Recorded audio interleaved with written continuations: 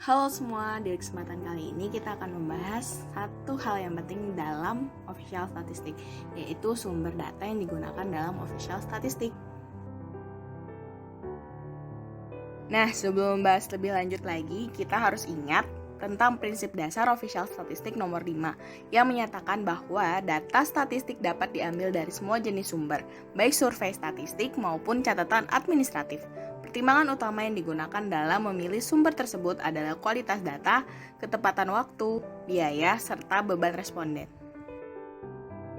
Nah, sekarang sudah pada ingat kan tentang prinsip nomor 5 tadi?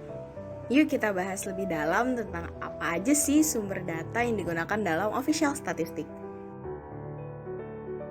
Nah, di kesempatan kali ini kita bakal bahas 6 jenis data yang digunakan untuk sumber data dalam official statistik. Yang pertama adalah sensus, yang kedua adalah survei, yang ketiga adalah data administratif, yang keempat adalah registrasi statistik, yang kelima adalah big data, dan yang keenam adalah data geospasial.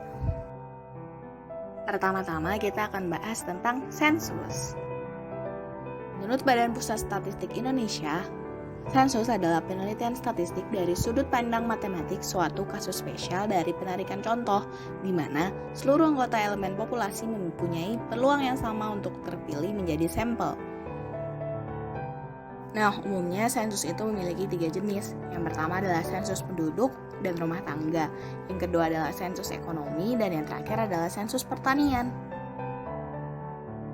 Nah, sebelum memilih sensus sebagai sumber data yang digunakan dalam official statistik, lembaga statistik harus mempertimbangkan kelebihan dan kekurangan yang dimilikinya. Kelebihan pertama yang dimiliki oleh sensus adalah jangkauan penuh, karena seluruh populasi mempunyai peluang yang sama untuk menjadi sampel. Yang kedua, karena jangkauan yang luas, sensus dapat digunakan untuk membuat kerangka sampel dalam perancangan survei. Yang ketiga, data sensus cenderung lengkap sampai ke tingkat subpopulasi.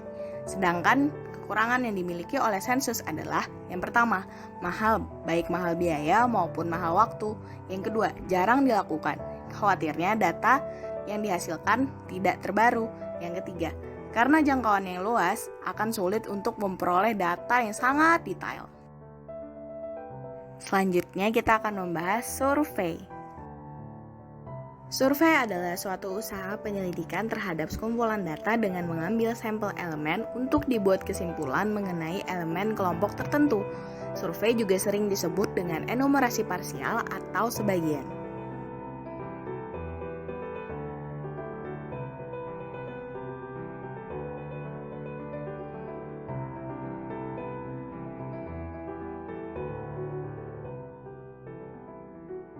Dalam pelaksanaan official statistik sendiri, terdapat beberapa contoh survei yang lazimnya dilakukan di seluruh negara di dunia.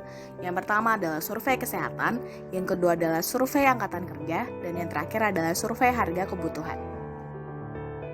Layaknya sensus, survei juga memiliki kelebihan. Kelebihan yang pertama adalah murah, artinya biaya yang dibutuhkan untuk melakukan sebuah survei akan lebih murah daripada biaya yang dibutuhkan untuk melakukan sensus. Yang kedua, informasi yang didapatkan dari survei akan lebih detail.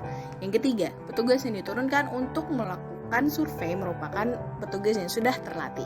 Nah, di balik kelebihan pasti memiliki kekurangan. Kekurangan survei yang pertama adalah adanya sampling error.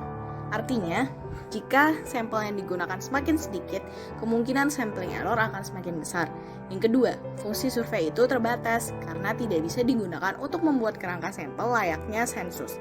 Yang ketiga, survei itu berpotensi menambah beban responden karena survei sering dilakukan dalam jangka waktu tertentu. Yang keempat, biaya observasi dalam survei akan mahal karena sumber observasi yang digunakan dapat berbeda-beda.